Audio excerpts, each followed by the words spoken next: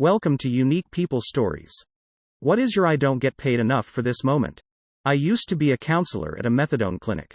Had a client who was going to prison for slitting the throats of his ex-wife's beloved Rottweilers because I couldn't kill her and it was the best way to hurt her. The day he was supposed to go to prison, he showed up at the clinic. After dosing hours, demanding his dose. He was no longer on the clinic, so legally, there was no way to do this. I stood behind the counter and tried to explain the situation to him. He grew more and more irate and then called his lawyer and put me on the phone with him. His lawyer explained dude didn't show up for prison. Was now a fugitive and had pulled a knife on his own sister in her car just outside my clinic. So, dude had a knife. Lawyer told me not to piss dude off. He was violent and to call the cops. By this point, every other therapist and office worker had moseyed the fuck out. So, I told the lawyer thanks. Hung up the phone and moseyed the fuck out of the front office and called the cops from the break room. Dude hopped over the counter and trashed the place and left. The bosses asked why I didn't stay and make sure he didn't trash the place. I explained they paid me $10.50 an hour and refused my raise. I was the only man in the building and was left alone with an armed violent felon. Fuck their stuff. I also worked at Blockbuster in college for chump change. A bunch of dudes shoplifted the fuck out of us, and when me and the other guy confronted them about it, they ran out of the door. District manager asked why I didn't put myself between them and the door to protect the merchandise. I told them for minimum wage I'm not putting myself in danger to keep a giant corporation from losing some Twizzlers and a copy of Friday and Armageddon. After 4 months of not seeing my family because I was working full-time and only getting 1 day off a week, I finally quit without notice when they were gonna make me close last Thanksgiving. I had already requested and approved the day off a month prior. I left and never came back. The general manager even tried pulling the "you can't quit, you're fired." I used to work at Old Country Buffet. And there were kids who would eat until they threw up like all the time. This one case that is seared into my mind was when I was once fixing up the salad bar and I heard "Billy run" screamed from an ignorant parent, and then I see this 12-ish-year-old boy running to the bathroom. Only he didn't make it. An unholy amount of undigested red Jell-O came exploded out of him like a fucking volcano all over the Caesar salad, the floor next to the cash register, and on about 5 or 6 diners waiting in line to get in. It looked like he had literally vomited his guts out in an arc about 10 feet in diameter. I had to sweep up the chunks with a broom until a dishwasher with a mop could take care of the rest. Manager at a grocery store I worked in my teens refused to pay the waste management bill for several months. When they finally came and emptied the dumpster, there were still mounds of trash laying about around the area. He had me go out and clean all of it up alone. I didn't have any protective gear or supplies whatsoever, and was out in more than 100-degree Fahrenheit weather, which is more than 37 degrees Celsius. I was only given a bunch of trash bags to put it into. And when I went in to ask for help, I was just given a shovel. I worked one more day after that. And after just being given more work to do without so much as a good job or thanks, I never went back. When a thick stream of sweat drained out of this girl's cell phone case, I had to explain to her that her phone had water damage and that she shouldn't work out with her phone in her bra. All the while trying to be professional and not gag while cleaning the mess. I sold phones at Sprint. Bagging groceries at a major supermarket. The manager came over to tell me that I needed to clean up the bathroom. An elderly gentleman fell off the toilet while pooping and it was a literal shit show. Apparently I was the most qualified because I was 16. I was handed a broom and a dustpan. I shit you not. My reward for going above and beyond the call of duty? $5 in-store coupons. Sometimes dreams really do come true.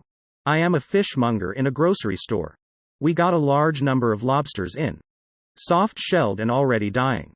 So my manager decided we could at least sell their tails. Apparently lobsters don't really have a central nervous system. So when you sever the tails and put their tails on ice they freaking run away. So I had to chase these tails down because they've escaped into the rest of the display case. Onto the floor. And hidden under our prep tables. Never again. I worked at a heating and air conditioning company doing bookkeeping. I was being trained by the company's accountant. If I made a mistake, the owner would literally scream at me full voice. I overheard him talking to his brother, and his brother had told him not to scream at me. The owner said, "You have to tear them down to build them up." I decided I wasn't going to take another day of his screaming after that. My first job was at a small town grocery store when I was 15 in 1992. The store manager there was without question the best boss I will ever have. He empowered the part-time kids to make decisions in their department because we knew what was going on. He promoted women to management positions at a rate higher than any other store. At one time, all major departments were managed by women: meat, produce, grocery, deli, cash. He never had a kid miss a prom because of work on prom nights. All the adults had to cover our shifts. He never raised his voice to a customer or employee. And the only thing you could do to really get fired was to steal, that he took personally. I learned more from working with him than 5 years of school and countless management training seminars. He had a way of knowing when something was off about you and would always manage to find a way to have a chat with you in the break room. You could talk to him about life and love, your parents, college decisions, friends, and all the other things about your teen years that seem unmanageable. He doled out advice and life lessons in 15-minute increments. More than one person had a cry with him after a breakup. And sometimes that 15-minute break would need to be a 30. Then when he managed to get you on track, he would smack the table, laugh and say, "Well, that's enough about that," and then get up and leave and never mention it again. Unless of course you did first. He also had a knack for giving out lessons in passing. I remember one day he walked up to me and said with a straight face, "Luke, promise me that you will never make fun of a man's shoes." "Okay." And I laughed and said, "Sure. Why?" He replied, "Because you never know how far he's walked in them to get where he is today." There's something so simple about that it's stuck with me 25 years later. One time at Christmas when the lines were long, there was a bit of a commotion at one of the tills. One of the poorer guys in town didn't have enough money to pay for all his holiday groceries. They were trying to figure out what to put back so he could afford it. Pat walked up and asked what was going on. The man sheepishly looked at him and said, "Sorry, Pat. I'm a bit short this week." Right away, Pat looked at the man and the cashier and said, "Take what you need and put the rest on my tab. Pay me when you can." Then he walked away. Many years later, I shared this story in my eulogy at his funeral. I looked up and saw that same man in the back row. Our eyes locked and he gave me a nod. I like to think that small gesture meant a lot to his family. When he was dying of cancer a few years back, I went to see him in the hospital. We had a really long chat and talked about the good old days. His last life lesson to me was about stealing. He said that in the store we used to have thousands and thousands of dollars in merchandise. But there wasn't a damn thing in there worth stealing.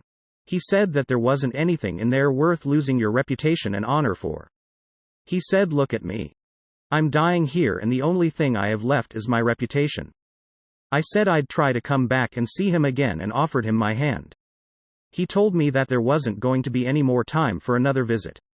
He took my hand, looked me in the eye and said, "You were always a good kid. I'm going to miss you and I love you." I told him I loved him too and gave him a hug and then left. He died the next week. It was a real honor when I was able to speak at his funeral on behalf of all the part-time kids who worked with him over the course of his career. Pat Jones. You were awesome. And now all these people know how awesome you were too. I was a manager for a well-known lingerie store. Our location was in a failing suburban mall. The store was giant and shaped oddly. There were dressing rooms in odd hidden corners and a few blind spots. The store was located at the end of the mall next to other stores no one really went to. So there wasn't much foot traffic. We were also always short-staffed because no one wanted to work out there. All of those factors made us a prime location for thieves and weirdos. I would have to do laps around the store due to its layout. And I would regularly come across people doing sex stuff in this one secluded little dressing room. The dressing room was in a sort of alcove and was the least visible spot in the store. So it was prime real estate for all kinds of shenanigans. It ranged from women doing stripteases for men, to catching couples having oral sex, to catching couples having penetrative sex, to catching men masturbating. The final straw was catching a man at closing time, masturbating into a pile of cotton panties with the dressing room door wide open. I couldn't take it anymore. I put in my notice the next day. And what was crazy was that corporate always shrugged or laughed it off when I would call and complain that we needed a security guard. I was 21 at the time. And every woman that worked there was between 19 to 30. It was a safety issue. And they'd also blame us for all the merchandise theft, which we were unable to prevent because there weren't enough bodies in the gigantic store to prevent it. I was also dating a guy who also worked in the mall.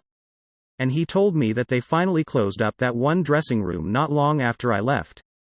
He said a lot of folks were pissed because apparently that one little dressing room was a well-known open secret spot for hooking up. Thank you for listening. What was your worst first date?